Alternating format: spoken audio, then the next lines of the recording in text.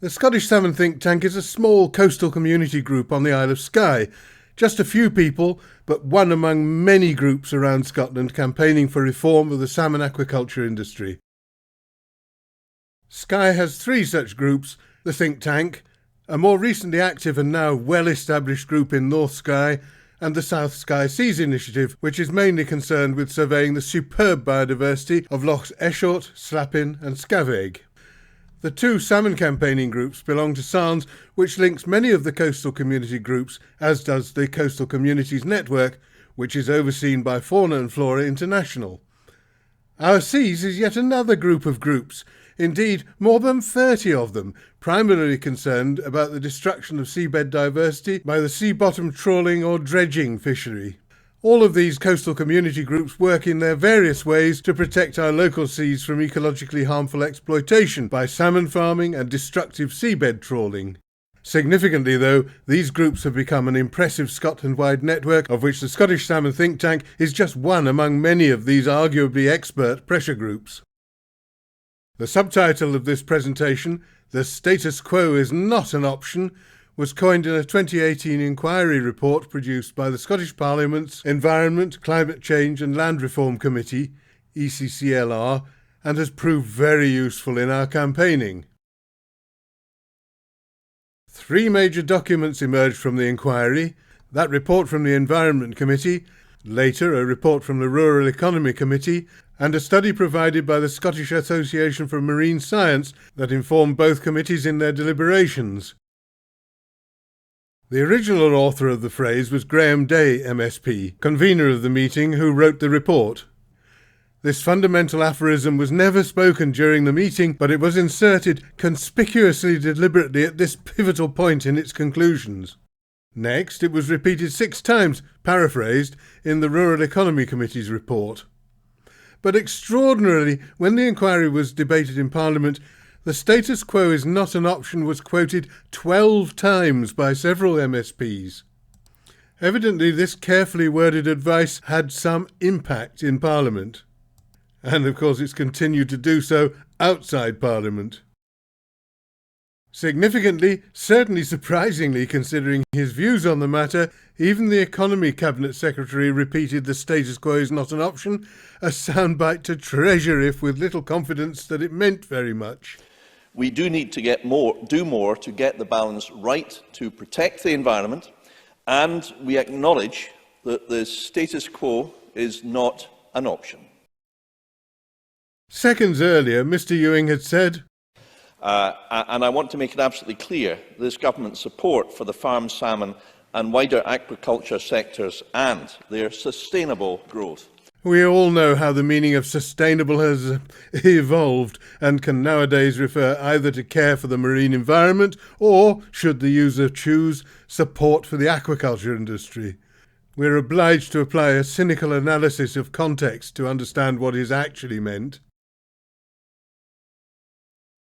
We do need to do more to get this government's support for the farm salmon environment and wider aquaculture sectors, and that their sustainable growth is not an option. What exactly happened in response to the parliamentary inquiry? As critical observers, as far as we can tell, business as usual. The Scottish Government's policy promoting doubling the size and output of salmon farming by 2030 with no attempt to reform the method used, that is, ignoring the advice that emerged from the inquiry, the non-optional status quo, persisted. During the 3 years following the parliamentary inquiry, we have not detected any meaningful response to our request for salmon aquaculture reform or to the findings of the parliamentary inquiry, which clearly vindicated our case against salmon farming in nets at sea.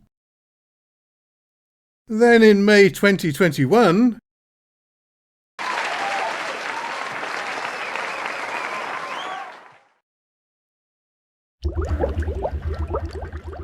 might we at last hope that salmon aquaculture reform might be forthcoming? The Cabinet reshuffle in May provided Scotland with a new Cabinet Secretary, a new Environment Minister and, might we hope, optimism? Lobbying has been stepped up. Might we gain a little confidence from this Twitter announcement by the Scottish Government of an independent review of fish farming? The message is cheapened by the silly claim that salmon aquaculture can ever be an essential part of our green recovery and transition to net zero. It's sheer meaningless political rhetoric. A Scottish salmon think tank spokesperson expressed our exasperated response concisely. We surely have a lot of work yet to do. Why should the status quo not be an option? The inquiry reports set the reasons out clearly, and their conclusions agree largely with us campaigners. Here are just some of those reasons from a biologist member of the public's point of view. Here they are listed, most of them with a single cause and an obvious remedy. The cause is the holes in the nets, and the remedy is to do away with those holes. I've already made 6 detailed YouTube videos about the problems with salmon farming, and the little book I wrote for the South Skye community during an assault by fish farms 2012 to 2015 is still available to buy. Brackets cheap and no profit. Close brackets. Before discussing a few from the list, let's take a brief look at a typical salmon farm. Until recently, a conventional salmon farm consisted of 12 cages, each 120 metres in circumference. Each cage is supplied with feed pellets via black plastic pipes emerging from a feed barge moored alongside. Scottish coastal communities have become familiar with the plastic pipes, which wash up regularly on pretty well every Highland seashore. Although the littering is a serious problem, people are great innovators. The pipes make excellent frames for homemade polytunnels. Determined that their industry must grow, encouraged by the Scottish Government, salmon farming companies are ambitiously seeking to increase the number, size and productivity of their fish farms. For instance, Loch Carron, occupied by the Scottish Salmon Company, now has 26 cages at that single site. More about that later. Each cage consists of a stout 120-metre collar which supports a deep net and across the top a fine net to exclude birds. The collar is topped with a walkway to allow workers access.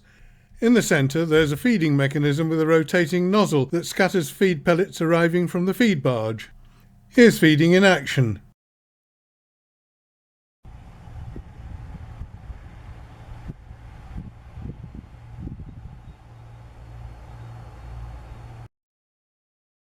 So what's wrong with those holes? Why do they cause so many problems, and why do the salmon farmers persist with such a dodgy method? I'll have to be selective with the categories upon which I choose to expand. I deal with them all in the YouTube video Holes, Scotland's Salmon Scandal, accessed via the link cited in the video notes. So first, waste. Solid and dissolved waste produced by the salmon is simply disposed of into the sea. 3 phrases are important here. First, dumped untreated. Next, straight into the sea. And then, free of cost and conscience. To the perpetrator, that is, the company.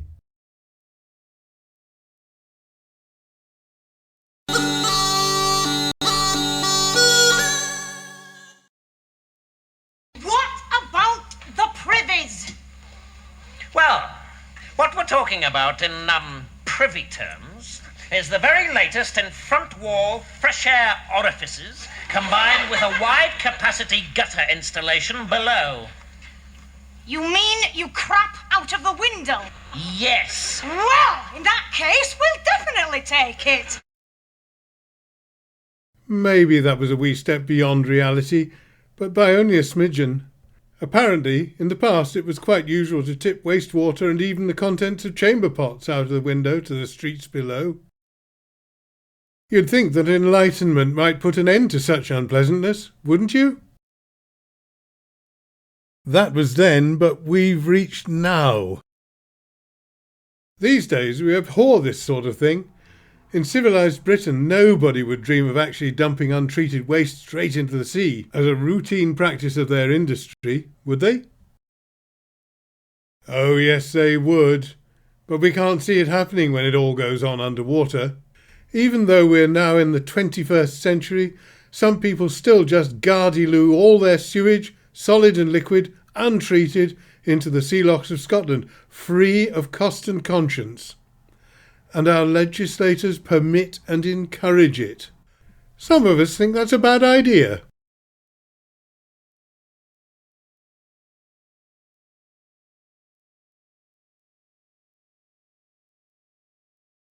Scottish coastal seas are infested with, depending on individual farm activity, 200 to 250 operational salmon farms, each releasing, according to the industry's own figures, approximately 1,000 tonnes of solid waste per year, salmon faeces, just dumped on the seabed, untreated.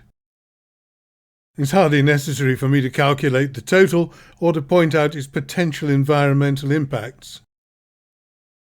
It all goes on unseen underwater.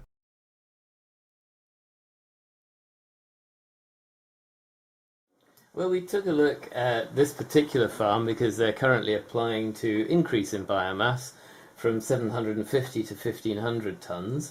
So we swam down the cages, and at the bottom of the cages we found quite a number of dead salmon, and then we carried on down to the seabed. And what we found on the seabed was this white stuff here is called Beggiatoa mat. It's a bacterial mat, looks a bit like yogurt, which is indicative of a very unhealthy seabed. An awful lot of the animals that live in the seabed have died, and so the seabed's gone black and anoxic, and really can only support what's been called manure worms.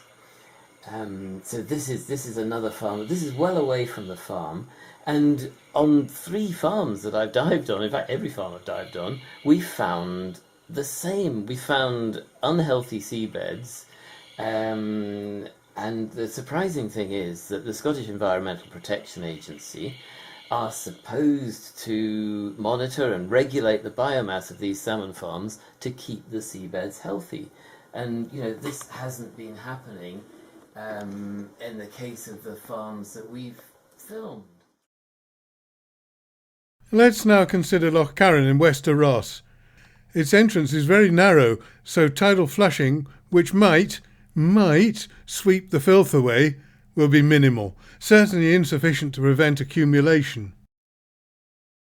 Also, the entrance to Loch Carron is where a dredging vessel all but destroyed seabed biodiversity of national importance, leading to the emergency designation of a marine protected area, an MPA. The MPA was already in place some time before the Highland Council, in its dubious wisdom, permitted the Scottish Salmon Company to install the additional 16 salmon holding cages within a few metres of the MPA boundary, left of the screen. An extraordinary decision, but I'm afraid not uncharacteristic. First this, and then this. Next we'll turn our attention to pests and diseases, concentrating on the sea lice. For a more complete discussion, please see my other YouTube videos.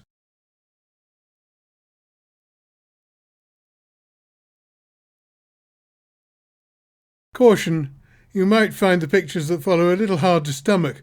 Unfortunately, they're necessary because they show fish farm reality. Only recently, the Mail on Sunday published an article that once again, it's been done before, showed the horrors of sea lice in salmon farms. Previously we've seen Corin Smith's underwater pictures and film. This time the photographer was Don Staniford, a long-established campaigner. As a starter, just compare the salmon in the article with this picture of an Atlantic salmon. Here's an 11-second extract from Don's film showing a single horribly discoloured salmon covered with sea lice and the wounds they inflict. After 5 seconds, compare its eyes.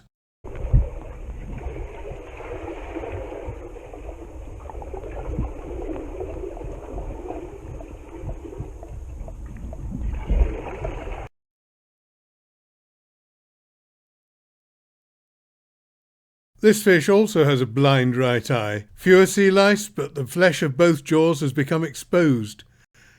How did the other fish here lose a chunk of flesh from near its tail?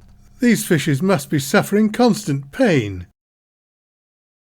The cages filmed contain salmon with all sorts of ailments and injuries. We've already been shocked by black salmon.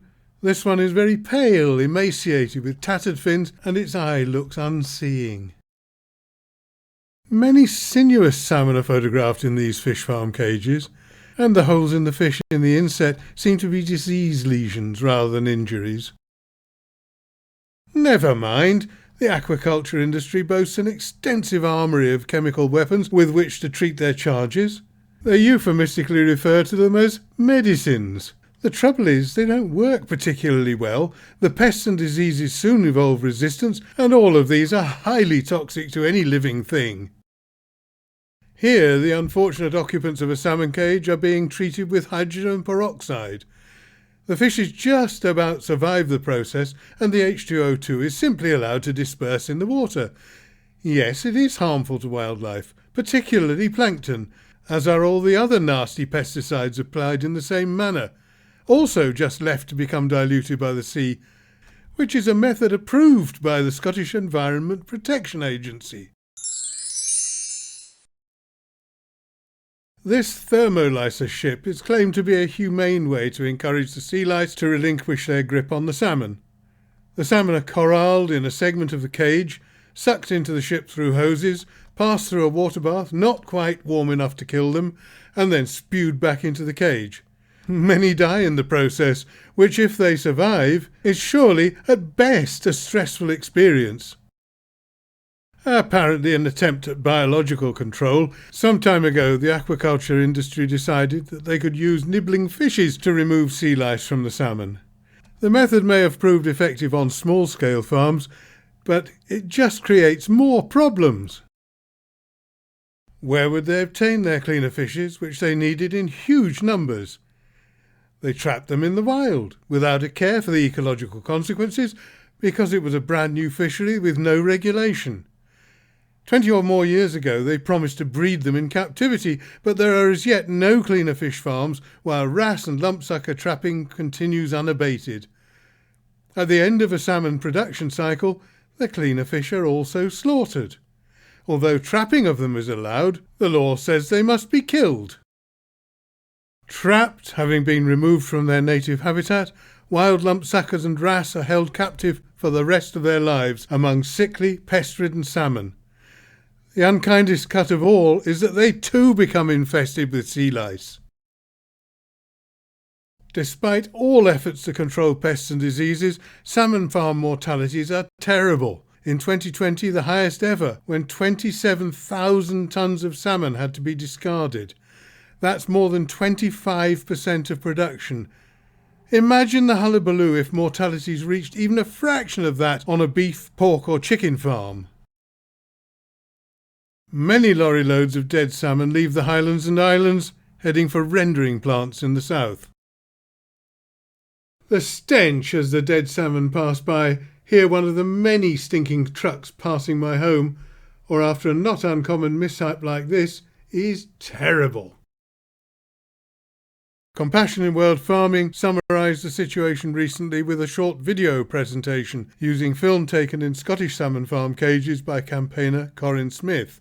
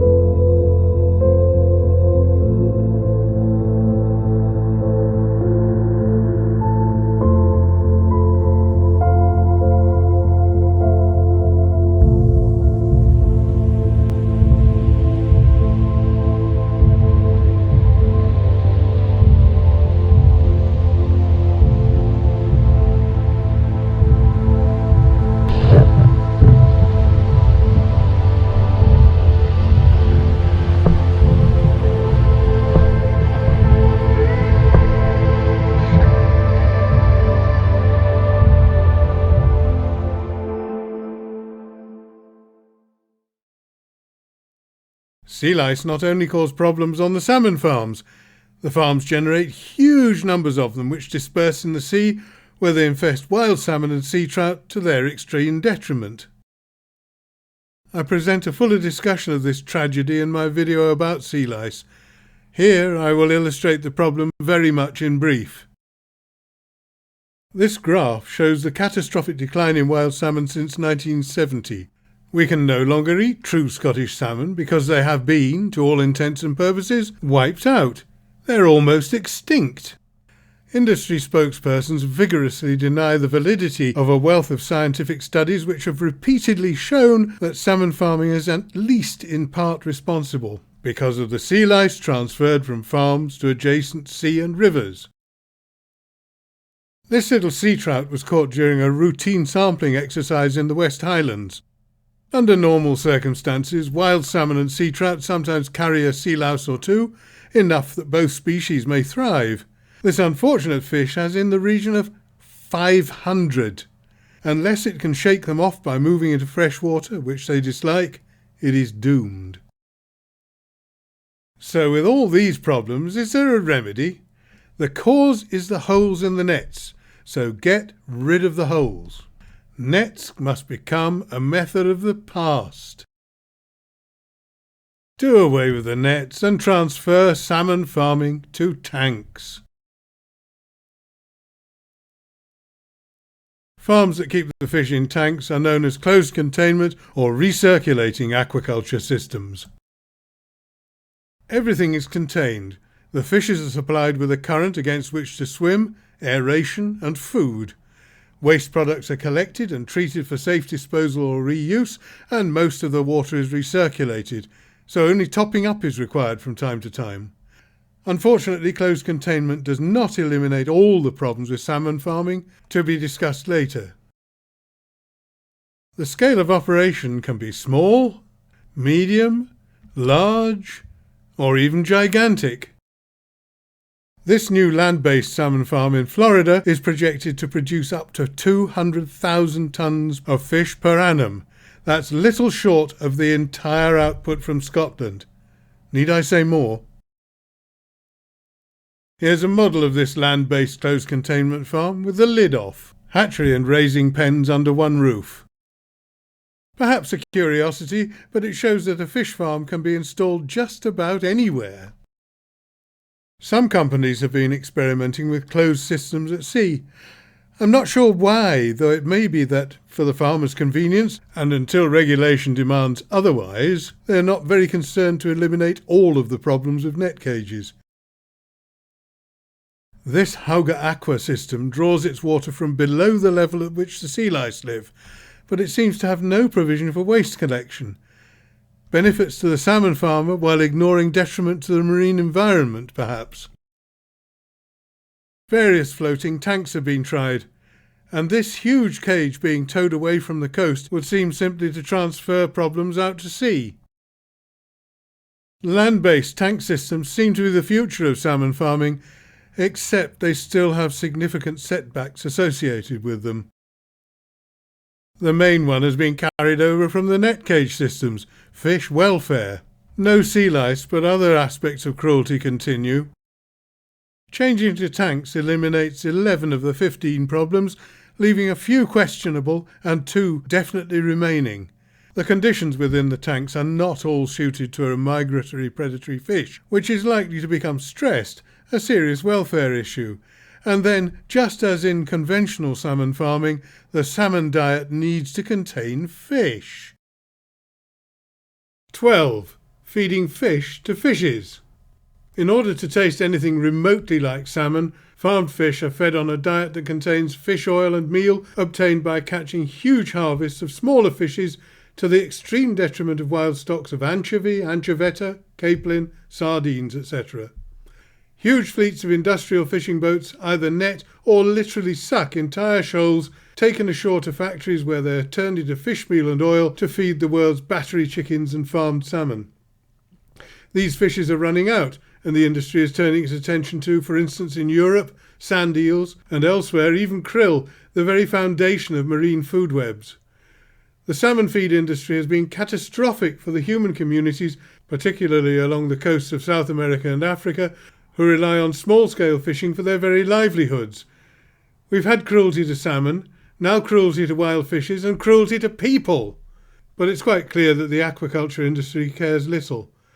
You're encouraged to watch the 10-minute video, The Greed of Feed. The link's below in the video notes.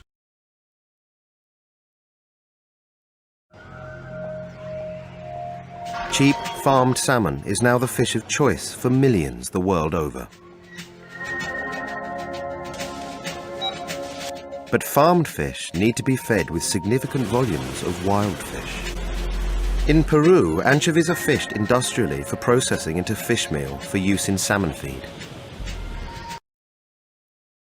Salmon farming, even in closed containment systems, requires the continued merciless exploitation of other fishes and the people who rely on them for their own basic livelihoods. It's ecologically catastrophic and it's not fair. Meanwhile, closed containment systems, although they eliminate a lot of the worst harm suffered by captive salmon, still causes a degree of stress which many people consider to be unacceptable. It's the species of fish that's at the very heart of the matter, salmon. Farmed salmon have to endure terrible conditions while they foul the environment in which they're trapped. Meanwhile, all salmon species are heading for extinction, not only in Scotland, but around the world where salmon are farmed. Farmed and wild, salmon are doing very badly. The stark truth is that Atlantic salmon, a vigorous, far-migrating predatory fish, is the wrong choice for fish farming. If we must eat salmon, it would be far better to allow the wild ones to thrive and spend a little more on the privilege of eating them, not chomp our way carelessly through inferior, cheap farmed salmon for which the environment, the fishes, and even some people have to pay an unreasonable cost. We farm cattle, sheep and pigs, but there are good reasons why we don't farm otters or tigers. When it comes to bird farming, we've selected jungle fowl. Puffins are edible, but we've had the sense not to farm them. If we must farm fish, we should choose fishes that are amenable to farming. For instance, tilapia and carp are vegetarians, easily satisfied by a simple diet. If we must have a salmon, rainbow trout, shown here in brackets because it's probably not ideal, has fewer problems associated with it, presuming it doesn't escape into the wild again. Now let's consider some alternative approaches to fish farming in which we can participate. They use closed containment technology, but with value added, thanks to recycling and reusing the waste that in conventional salmon farming either pollutes the sea or has to be disposed of by the operator. Aquaponics, cultivating fish and fruit, vegetables or flowers in tandem. Aquaponics is a portmanteau word, a combination of the aqua from aquaculture and ponics from hydroponics. An aquaponics setup is similar to any closed contained fish farm, but the waste is treated, passed through hydroponic plant growing tanks and then fed back into the system. Waste is almost zero. Here's a moderate scale aquaponics system. And here a small domestic vertical setup. Any scale is possible. Here, for amusement only, the miniature scale. Here's a simple backyard installation anybody could build. This was a remarkable initiative in London, built around a disused shipping container with a greenhouse on top. The fish tanks, tilapia, are in the container, which to the right housed a small cafe. After a while, these people, grow-up urban farms, were able to expand their operations. When I looked them up again for this presentation, I discovered they've really taken off. What a journey they've had from a shipping container to this grand installation. Some chefs grow their veggies on rooftops, even in the USA, high on skyscrapers. Freshness is never in question. Aquaponics is becoming a really large commercial business, sometimes on a huge scale. Several British aquaponics farms, such as BioAqua, have been established for quite a while now. Their produce is impressive. Indeed, some of it is prodigious. Hydroponic and aquaponic produce has the advantage that it can be taken to market and, if unsold, returned to its growing raft ready for the next sale opportunity. BioAquaFarm offers courses on aquaponics. Indeed, many companies and organisations do, for instance the permaculture people. Courses can be either attended or remote online. To find out more about aquaponics, all that is needed is the search term aquaponics to find a wealth of websites, images and videos. Now perhaps the point of this presentation. This final section considers aquaponics in its potential community setting. Aquaponics is ideal for community projects, and Scotland is an ideal country to take them on. A number of experienced organisations encourage communities to take on aquaponics, and they show them how to do it. These people apparently grow their plants in rafts on an outdoor pond system. That's intriguing. And here is a photo from an aquaponics guide that shows how we might imagine our own small-scale local community project. Taking one speculative step further, we might envisage village allotments with a commercial aquaponics facility, but might we also consider a local farmer setting aside some croftland for aquaponics, or a young couple taking on a croft for that particular purpose? I'm not suggesting an invasion of good croftland, but if somebody owns a croft no longer in use, might aquaponics be a good way to revive it, while providing income and a Highland future for some young entrepreneurs?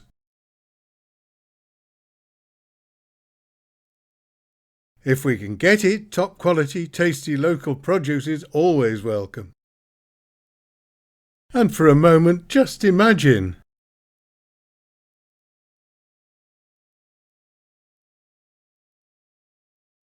Is there a need for employment in Skye and Loch Alsh that aquaponics projects could provide? Aquaponics already provides rewarding occupation for people with special needs, here in the USA for autistic people. I'm reminded of this splendid initiative in York, where I used to buy the tastiest turnips and a lot more grown by happy people with learning difficulties. It was always a pleasure to visit them. I wonder if our friends at Kylakin Connections would like to be involved. That's it. Now let's talk.